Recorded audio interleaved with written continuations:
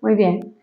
En el video anterior estuve hablando sobre el biocampo y los efectos paranormales, explicando, dándonos por lo menos una reinterpretación de lo que es el fenómeno de ver a las personas ya después de que se han muerto, verlas entre nosotros. Y a mí me gustaría aquí también como aclarar que hasta qué momento eso es normal que lo veamos, ¿no? Y realmente pues no hay como tiempos explícitos, pero me voy a basar en lo siguiente, para que cada uno, cada una haga sus propias reflexiones y considere hasta dónde es lo correcto, lo normal, o hasta dónde esto se sale un poco del control del orden, ¿no? De un orden que debiera existir o que seguramente existe.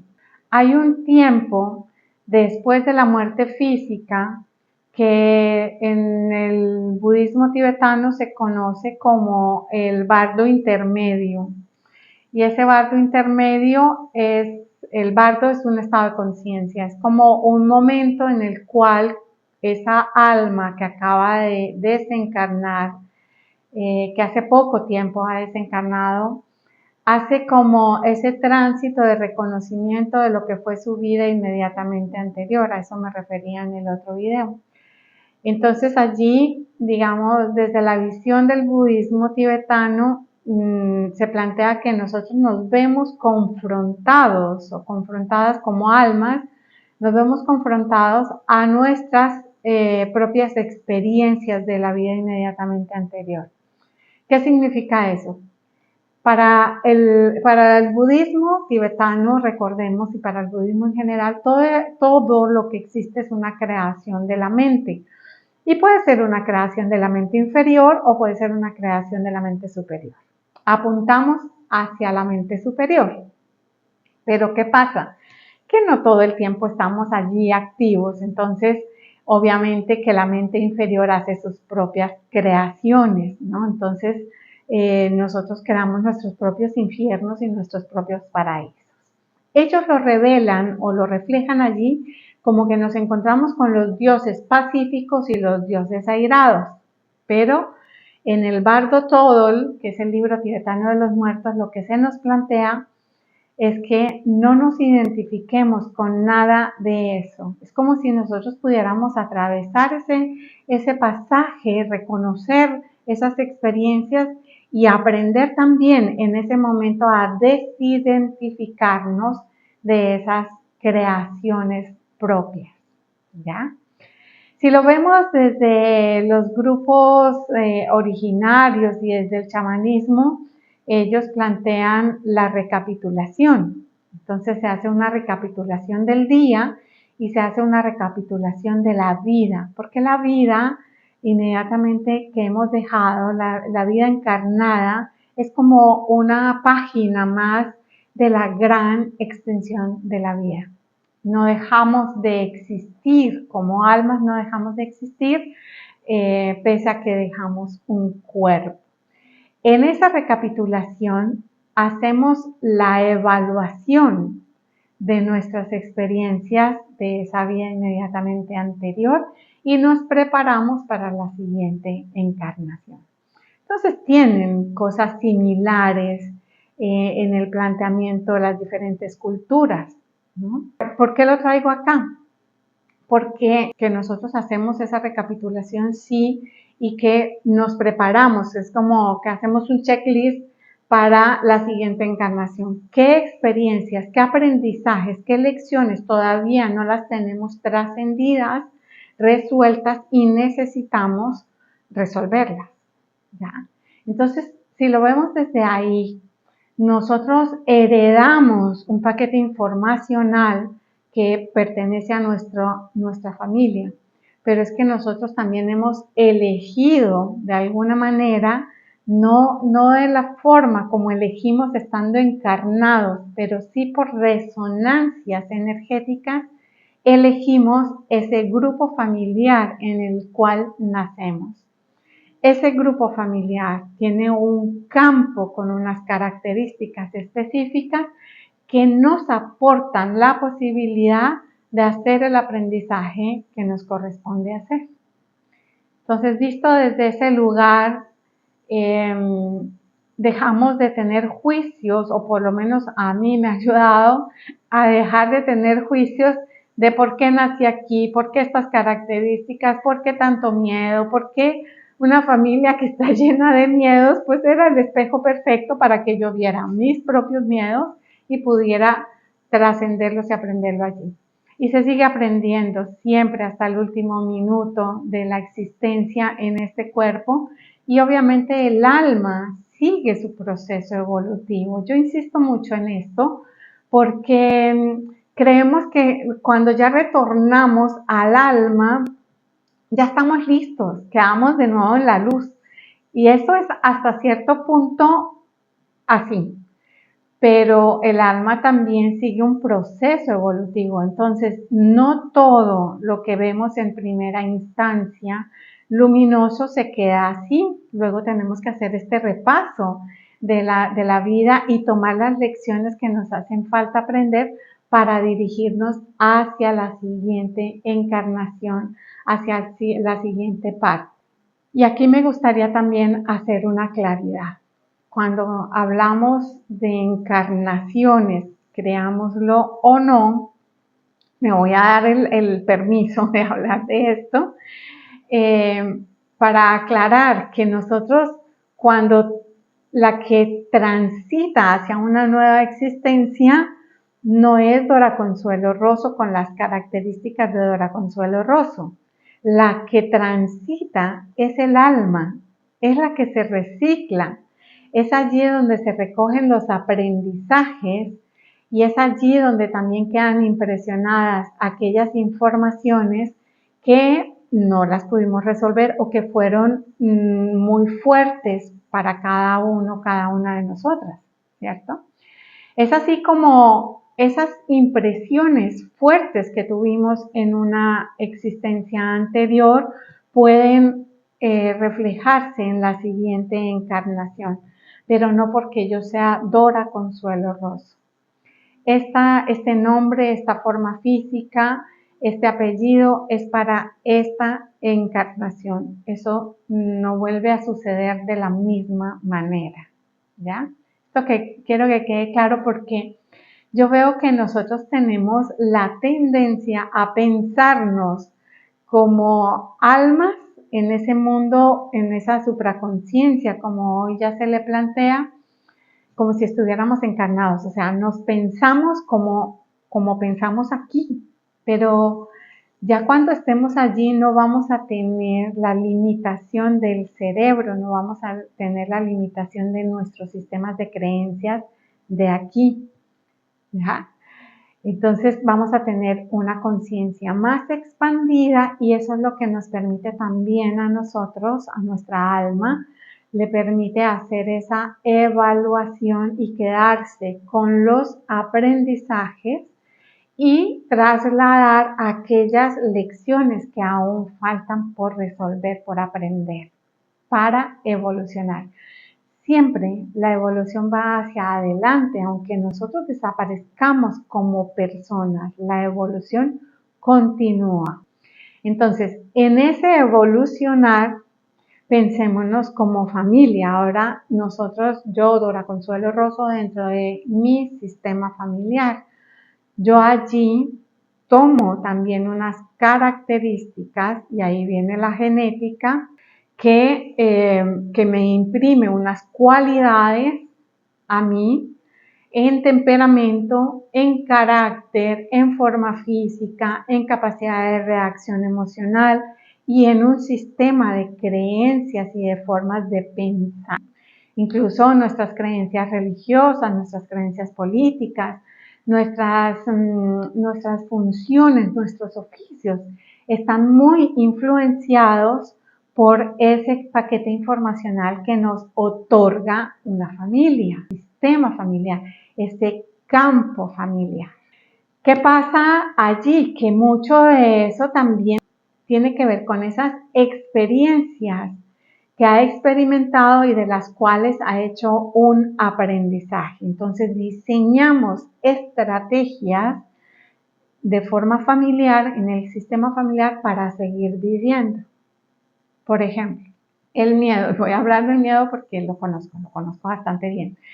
El miedo, como emoción pura, tiene una misión, tiene la misión de salvaguardar la vida. Y el aprendizaje que tenemos al elevar el miedo a un aprendizaje en forma positiva es conocer la prudencia, saber hasta dónde mi cuerpo da para hacer determinadas actividades, hasta dónde mi mente me da para meterme en determinados oficios o en determinadas tareas, ¿cierto? Hasta dónde mi emocionalidad me permite asumir unos riesgos o no. Entonces aprendemos la prudencia. ¿Y qué pasa? Que cuando en un sistema ha aprendido que el miedo es peligro, que la vida es peligrosa, es posible que el miedo se adopte como una estrategia para proteger la vida al punto de congelarnos, al punto de temer dar pasos, ¿no? Y yo particularmente me demoré en aprender a caminar. Entonces ya ahí comienzas a darte cuenta, o comienza uno a darse cuenta, por lo menos yo comencé a darme cuenta de cuánto temor tenía para dar esos pasos en la vida. Yo les pregunto a ustedes, ¿cuál creen que es mi gran aprendizaje en esta existencia? Trascender ese miedo panicoso que me limita a poder hablar en público, que me limitaba para poder expresar mis formas de pensar o mis criterios o mi conocimiento y mi expertise, ¿no? Y hoy lo estoy haciendo. ¿A razón de qué? A razón de haber trabajado y haber trascendido y haber atravesado muchos de esos temores.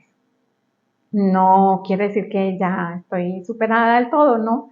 Pero hoy ya me puedo permitir hablar, me puedo permitir equivocarme y aceptar esa equivocación sin darme látigo, por ejemplo, ¿no? Internamente.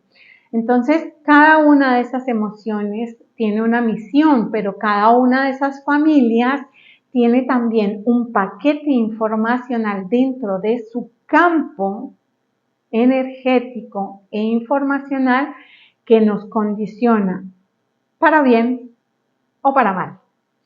Y allí es donde es importante que podamos darnos cuenta si nosotros estamos siendo fieles y leales a una historia de miedo, fieles y leales a una historia de enojo, de dolor, a las historias de nuestros antepasados, de nuestros padres, de nuestras madres, de nuestros tíos, de esos sistemas. Yo insisto mucho en que podamos observar de una manera neutral y salirnos un poquito como hacer como si yo no fuese de esa familia, y no porque me quiera excluir, sino porque a veces se hace necesario hacer eso se llama en física una diferencia de potencial, para yo poder ver esos patrones que son puntos ciegos en nuestra existencia. Necesito retirarme un poco y ver cómo se mueve la familia, cómo reaccionan, cómo actúan, desde como si viera una película, desde afuera. Eso me permite poder identificar patrones de comportamiento, patrones de acción que muy probablemente yo repito. Y lo repito porque soy parte de ese sistema. Y cuando lo vea puedo elegir, sigo repitiéndolo así mecánicamente, lo aprovecho porque sí me sirve para hacer determinadas acciones o determinadas actividades, o me está coartando la posibilidad de ser yo, la posibilidad de dar mi esencia, la posibilidad de hacer mi propia creación, ¿cierto? Ese condicionamiento me tiene dentro de un mundo triste o dentro de un mundo alegre.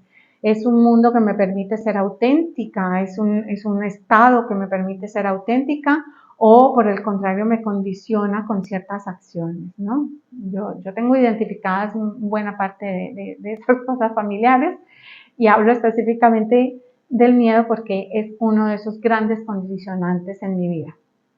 Pero eso me ha enseñado también la prudencia. Entonces he reconocido también ese valor y reconozco que muchos de mis antepasados, con miedo y todo, porque estoy segura que no fue que ellos no sintieron temor, incluso hicieron grandes hazañas, ¿no?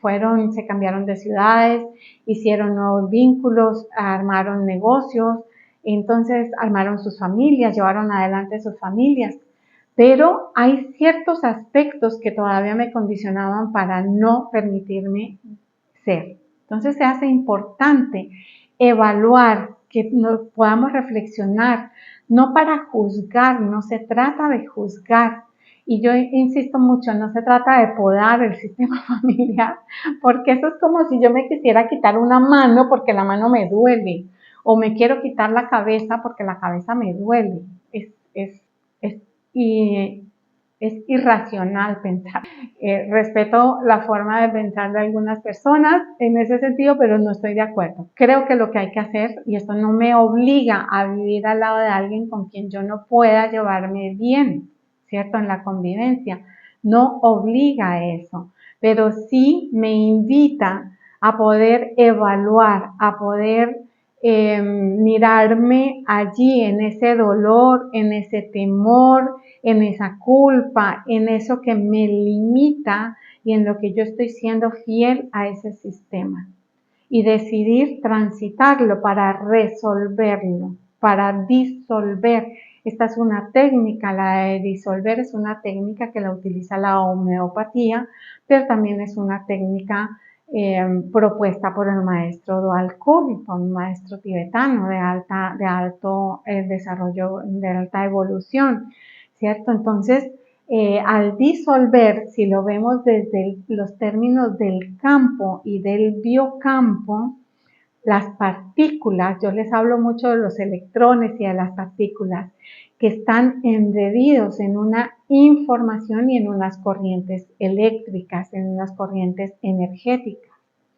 Cuando yo disuelvo esos nudos de electrones que tengo dentro de mí, que se puede llamar culpa, que se puede llamar rabia, que se puede llamar miedo, que fue un trauma que me quedó de una historia X de la familia o de una historia que yo viví, ¿cierto? Fui violentada, fui abusada, no estoy diciendo que yo lo fui, estoy diciendo que cada uno de nosotros podemos tener dentro de ese bagaje este tipo de cosas, ¿cierto? Entonces, si yo me doy cuenta, si yo como individuo, como persona, me doy cuenta de eso y veo que ahí tengo una traba, que se me formó un nudo, pues muy probablemente ahí hay un trauma. Un trauma en términos del campo son simplemente un nudo de electrones. Entonces, si yo puedo disolver ese nudo de electrones y hay formas no catárticas ni complejas para hacerlo, entonces disuelvo. ¿Y qué es lo que sucede? Que esos electrones van a ir hacia el orden mayor para liberar, sobre todo esto que les voy a decir me parece lo más importante, se libera la vida que ha estado atrapada en esos electrones. Se liberan esas cadenas que nos han tenido atadas. Y se libera a aquella persona de nuestro sistema familiar con la cual quizás yo soy leal a su dolor, a su trauma o a su violencia. Cualquiera de esas cosas es posible. La liberamos. Se libera esa alma de esa parte que la ha tenido condenada, y nos liberamos nosotros. Y eso creo que es la misión mayor, que nosotros podamos incluir a estos seres, incluir a estas situaciones para disolverlas, para resolverlas y poder seguir caminando con mayor levedad y con menos peso de culpa, de miedo, de rabia, de dudas, de tantas cosas dolorosas que cargamos. Entonces esa es la invitación, chicos y chicas, que evaluemos, que revisemos y que también con muchísima humildad podamos decir, ¿puedo verlo yo sola o no puedo verlo yo sola? Y pedir ayuda. Los síntomas que tenemos en el cuerpo físico, los síntomas que tenemos en el cuerpo emocional, los síntomas que tenemos en nuestro cuerpo mental nos hablan de algún lugar donde estamos atrapados, Y allí está atrapada la vida. Entonces, nuestra tarea es liberarla, porque todos tenemos el derecho de ser libres, de sentir la libertad de poder ser